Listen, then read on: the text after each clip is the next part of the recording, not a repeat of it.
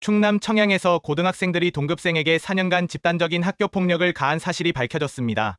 가해 학생들은 중학교 시절부터 고등학교 2학년이 된 지금까지 피해자를 상대로 상상을 초월하는 가혹행위를 이어갔습니다.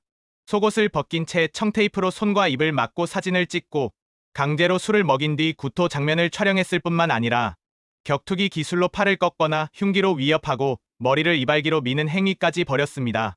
불법 촬영물은 친구들에게 돌려보내며 협박 수단으로 사용됐고 약 1,000만 원의 금품을 갈취한 정황도 드러났습니다.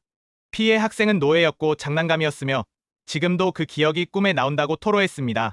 피해자의 아버지는 아이의 10대가 송두리째 무너졌다며 가해자 전원에 대한 단호한 처벌과 접근 금지를 요구하고 나섰습니다. 현재 경찰은 관련 사실을 조사 중이며 교육청 차원의 철저한 대응도 요구되고 있습니다. 호주 교육계를 뒤흔든 충격적인 스캔들입니다. 15세 남학생과의 성관계 혐의로 기소된 36세 전직 여교사 칼리 레이가 고위험 임신을 이유로 법원에서 보석을 허가받았습니다. 레이는 모든 혐의를 부인하고 있으며 태아의 생부가 피해 학생이라는 주장도 하지 않고 있습니다. 한 차례 보석으로 풀려났던 그녀는 올해 초 접근금지 명령을 어기고 피해 학생에게 여러 차례 전화해 진술을 바꾸도록 유도한 혐의로 재체포됐고 이후 4개월간 구금됐습니다.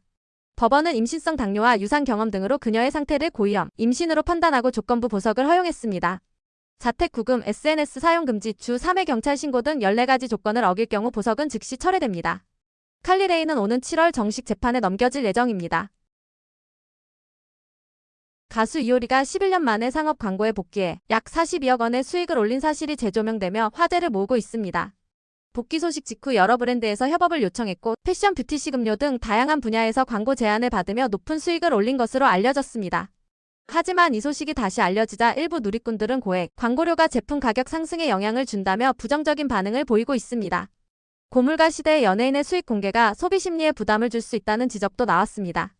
반면 정당한 인기와 실력으로 얻은 결과라며 이효리를 옹호하는 의견도 많습니다. 과도한 비난보다는 시장 가치와 개인의 성과를 존중하는 시각이 필요하다는 목소리가 커지고 있습니다. 나는 솔로 10기 출연자 정수기 폭행과 가품 판매 혐의로 논란에 휩싸였습니다. 제보자 어씨는 정숙에게 뺨을 6차례 맞았다며 격분한 정숙의 음성이 담긴 녹취도 공개했습니다. 해당 내용을 어씨가 온라인 커뮤니티에 올리자 정숙은 광고가 취소돼 8천만 원 손해를 봤다고 항의한 것으로 전해졌습니다. 이 사건은 지난해 12월 경찰에 송치됐으며 지난 5월 열린 첫 재판에 정숙이 불출석해 일정이 미뤄졌습니다.